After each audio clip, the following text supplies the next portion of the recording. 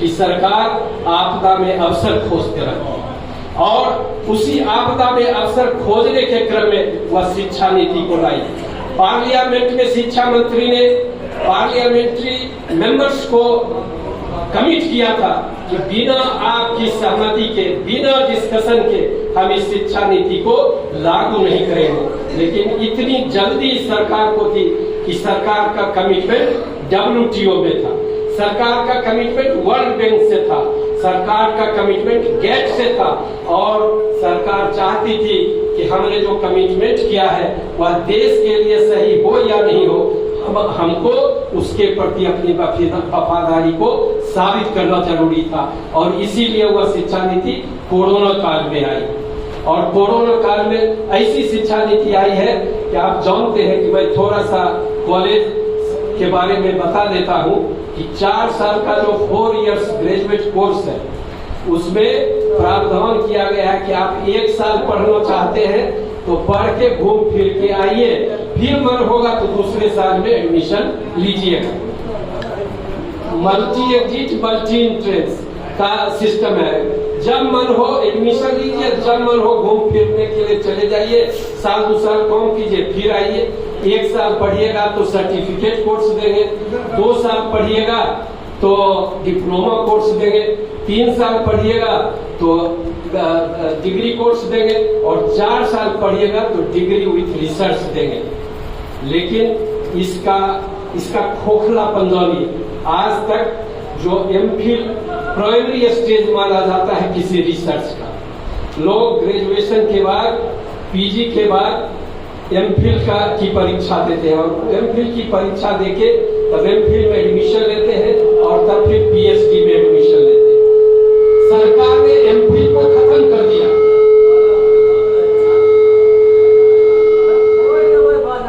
इस शिक्षा नीति में सरकार ने MPhil को खत्म कर दिया। क्यों खत्म किया MPhil को? क्योंकि MPhil में स्कॉलरशिप देना पड़ता है, पैसा लगता है, तो सरकार ने MPhil ही खत्म कर दिया और कहा कि 4 साल ग्रेजुएशन में पढ़िएगा तो डायरेक्ट हम आपको PhD में एडमिशन ले लेंगे, डायरेक्ट PhD में एडमिशन हो जाएगा। इसको बंद कर बाजार एडमिशन ले लेंगे। तो जहाँ पैसा लगता है उसको विड्रॉ कर लेती है सरकार, जहाँ पैसा नहीं लगता है। अब 1 साल अगर ग्रेजुएट में बढ़ा दिया साल को तो डिग्री लेने में भी देरी, पैसा भी ज्यादा खर्च स्टूडेंट का। दूसरा क्या किया है कि विश्वविद्यालय और कॉलेज का एफिलिएशन 2030 के बाद नहीं रहेगा।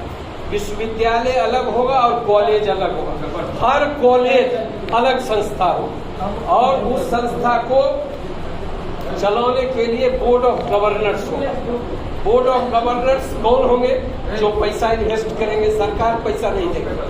बोर्ड ऑफ गवर्नर्स तय करेगा कि क्या सिलेबस पढ़ाना है, बोर्ड ऑफ गवर्नर्स तय करेगा कि क्या फीस लगना है, बोर्ड ऑफ गवर्नर्स तय करेगा कि कौन टीचर बहाल होंगे, बोर्ड ऑफ गवर्नर्स तय करेगा कि टीचर और एम्प्लॉय का वेतन और सेवा शर्त क्या होगा। तो बोर्ड ऑफ गवर्नर्स मिलकर, इसका मतलब क्या हुआ? Complete privatisation. आज तक UGC तय करती है विश्वविद्यालयों के लिए और कॉलेज के लिए कि टीचर का क्या क्वालिफिकेशन होगा, सिलेबस क्या होगा, कैसे हम उसको मेंटेन करेंगे, कैसे सिलेबस को घटाएंगे बढ़ाएंगे।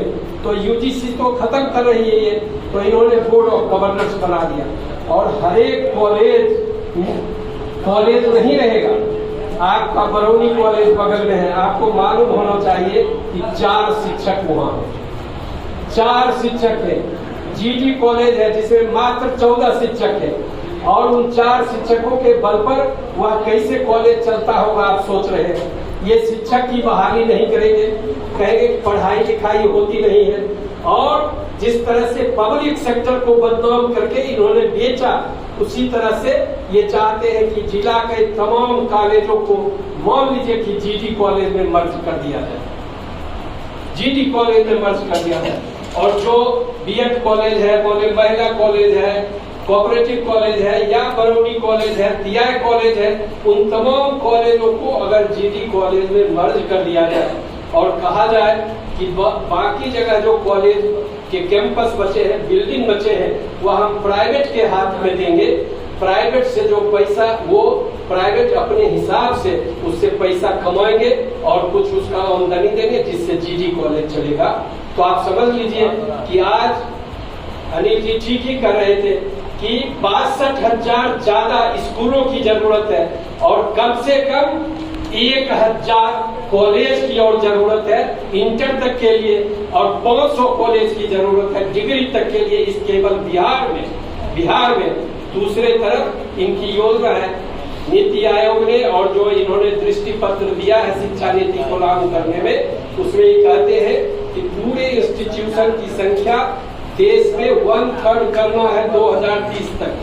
1/3। अभी 50,000 कॉलेज है, अभी 1,000 विश्वविद्यालय है, चाहे वह सरकारी विश्वविद्यालय हो, चाहे प्राइवेट विश्वविद्यालय हो, चाहे डीम्ड विश्वविद्यालय हो, उनको 1/3 करना है। मतलब आप समझ लीजिए कुल इंस्टीट्यूशन 15,000 16,000 के आसपास होगा।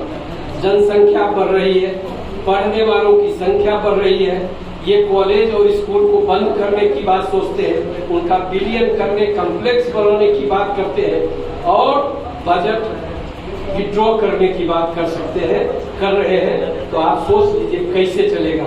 और कहते हैं कि पैसा कहाँ से जुटाएंगे, विश्वविद्यालयों को, कॉलेजों को, स्कूलों को चलाने के लिए पैसा कहाँ से जुटाएंगे?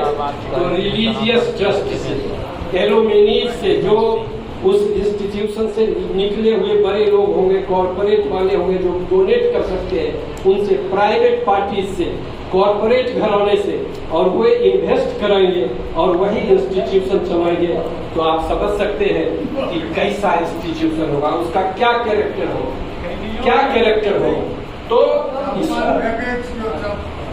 क्या कैरेक्टर होगा यह आप आसानी से समझ सकते हैं। और जो छात्र वहाँ एडमिशन लेंगे, आप अगर किसी प्राइवेट विश्वविद्यालय से परिचित होंगे, दिल्ली में, बॉम्बे में और तमाम जगह राज्य की राजधानियों में भी कई प्राइवेट यूनिवर्सिटीज खुल गए, और अगर आपका बच्चा बरौनी कॉलेज में 100 रुपया फीस देके पढ़ रहा है, 1,000-2,000 रुपए साल में देके पढ़ रहा है, वहाँ के बच्चे 15,000-20,000 मंथली देके पढ़ रहे हैं, उनके लिए वह इंस्टीट्यूशन होगा। और सरकार साफ साफ कहती है कि अनुदान हम खत्म करेंगे और रिसर्च के लिए या किसी डेवलपमेंट के लिए अगर हम अनुदान देंगे तो हम देखेंगे कि प्राइवेट विश्वविद्यालयों के साथ, प्राइवेट कॉलेजों के साथ ये सरकारी विश्वविद्यालय और कॉलेज है वो कम्पीट कर रहे हैं कि नहीं कर रहे। कम्पीट नहीं करेंगे, स्वाभाविक है, वहाँ न शिक्षक है, इंफ्रास्ट्रक्चर है, किसी तरह वेतन जुटाया जा रहा है, बच्चों से 100-50 हजार रुपए लेके कॉलेज और स्कूल चलाए जा रहे हैं।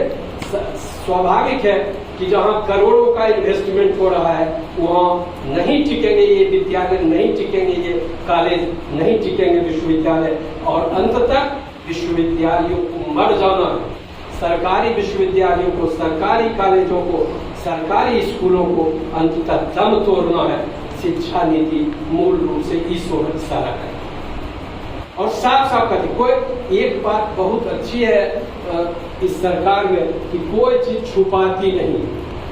आप कहिएगा निर्लज की तरह बोलती है, वह बिल्कुल साफ साफ बोलती है, बिल्कुल साफ साफ बोलती है कि हम विश्वविद्यालयों को खत्म करेंगे, हम वेतन नहीं देंगे, हम शिक्षक की बहाली नहीं करेंगे, बहाली ही नहीं करेंगे तो प्रमोशन का सवाल ही नहीं होगा, हम यूजीसी खत्म करेंगे, जो टेक्निकल एजुकेशन के लिए AITCE बना हुआ है उसको खत्म करेंगे, जो टीचर्स एजुकेशन के लिए बना हुआ है उसको खत्म करेंगे, जो सरकारी संस्थाएं हैं तमाम चीजों को खत्म करेंगे। इस सब में ज्यादा पैसा लगता है, झूठ मूठ का ये चलाया जा रहा है, ये सब कांग्रेसियों का, और इसीलिए मोदी जी कितना छाती ऊंचा करके बोलते हैं कि 75 सालों में देश को कुछ नहीं मिला। कोई भी जिम्मेदार आदमी, कोई भी जिम्मेदार प्रधानमंत्री, कोई भी जिम्मेदार सरकार नहीं कर सकता है, चाहे वो कितना भी राजनीतिक रूप से विपक्ष में हो, शत्रुता भी करता हो, लेकिन इस देश ने 75 सालों में जो पाया है शायद मोदी जी उस ऊंचाई तक देश को पहुंचा तो नहीं सकते, ये भले हो सकता है कि 10-15 सालों में सबको बेच सकते हैं।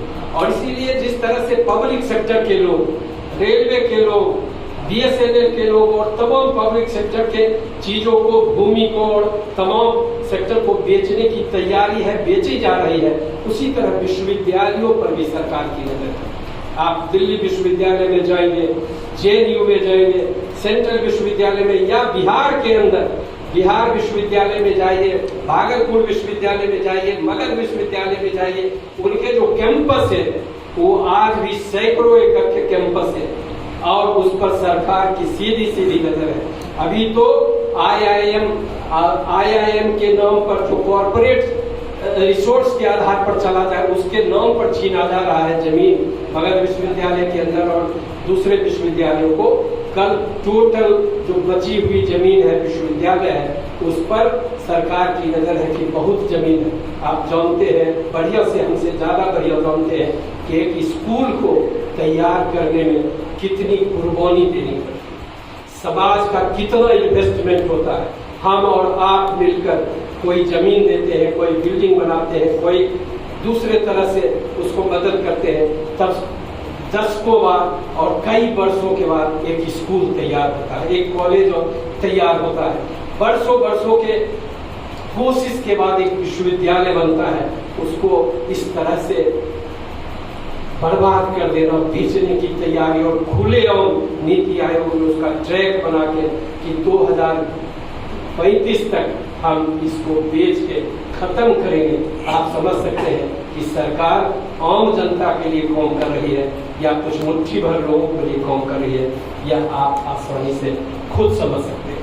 दूसरी ओर प्रधानमंत्री बार आप देख रहे हैं, कल भी प्रधानमंत्री की एक मीटिंग थी, आपको कहे कि नीति आयोग में मीटिंग थी, वो डिजिटल यूनिवर्सिटी की अपील कर कहते कि इस कैंपस की जरूरत ही नहीं है, विश्वविद्यालयों कॉलेजों को जरूरत ही नहीं है।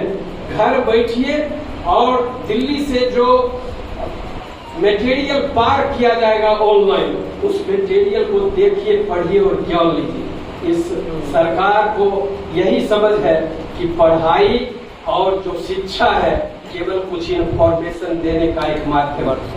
शिक्षा इंफॉर्मेशन देने का माध्यम हो सकता है, कुछ % तक हो, लेकिन शिक्षा समग्रता में किसी व्यक्ति के, समाज के विकास का एक माध्यम है। जब हम वह संस्कृति से जुड़ा हुआ है, हमारे इतिहास से जुड़ा हुआ है, हमारी परंपराओं से जुड़ा हुआ है, हमारे तमाम जो गौरवशाली चीजें हैं उनसे जुड़ा हुआ है, और उन तमाम चीजों को हम जब पढ़ते हैं, जानते हैं, सोचते हैं, तब हमारी शिक्षा पूरी होती है। लेकिन जब डिजिटल यूनिवर्सिटी की बात प्रधानमंत्री और वित्त मंत्री कर रहे हैं और कह रहे हैं कि दिल्ली में एक ऐसा सेंटर होगा जो तमाम कॉलेजों को, तमाम विश्वविद्यालयों को एक यूनिट के रूप में देखेगा, और वहां से जो हम मटेरियल पार करेंगे वही मटेरियल नीचे तक जाएगा और उसी तरह से शिक्षा होगी। अभी कह रहे थे अनिल जी कि एक झंडा, एक संविधान, एक विधान की जो बात हो रही, एक देश, ये तमाम चीजों का आप जब बैकग्राउंड में जाएंगे तो शिक्षा में भी वही करने की इनकी तैयारी है। सिलेबस और इतिहास को बदलने की बात करें तो आप जानते हैं कि इतिहास को ये किस तरह से रिराइट कर रहे हैं। ये अलग बात है, हिंदुस्तान एक ऐसा देश है, इतना आसान नहीं है किसी इतिहास को बदलना। जो जनता आसानी से किसी सरकार को बहुमत देती है, वह आसानी से उसको पलटती भी है समय के साथ, जब उसको यह एहसास होता है कि यह सरकार इस प्रजातंत्र को खत्म करने वाली है, यह सरकार तमाम प्रजातांत्रिक ढांचों को खत्म करके इस पर किसी खास लोगों का कब्जा दिलाना चाहती है, तो जनता जगती है। हम आगे बढ़े, जगे या न जगे, लेकिन यह देश इतना नपुंसक नहीं है। यह देश शहीदों का देश है, भगत सिंह का देश है। इस देश ने बहुत सारी कुर्बानियां दी है। हम समझते हैं कि आने वाले दिनों में शायद उसी कुर्बानी की जरूरत है। यही तो हम जहां से चले थे 75 साल बाद हम यू टर्न ले रहे हैं, उसी कुर्बानी की ओर जा रहे हैं। चाहे शिक्षा नीति का सवाल हो कि मजदूर नीति का सवाल हो कि कृषि नीति का सवाल हो या दूसरे सवाल है, यू टर्न ले चुका है देश। और आप जानते